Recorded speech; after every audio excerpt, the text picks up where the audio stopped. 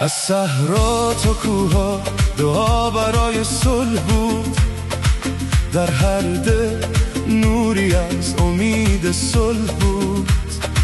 وقتی ابرای جنگ همه جا سایه افکند، این تو بودی که راه آرامش را نشان دادی.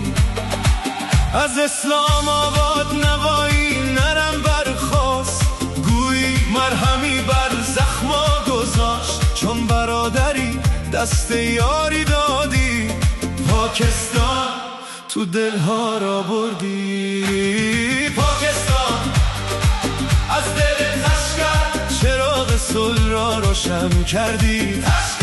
تشکر فیلد مارشال، درود بر رهبریات. تشکر وزیر اعظم برای هر تلاش صلح‌آمیز. از طرف ایران این را میگوییم تو صدای صلحی، نور انسانیت.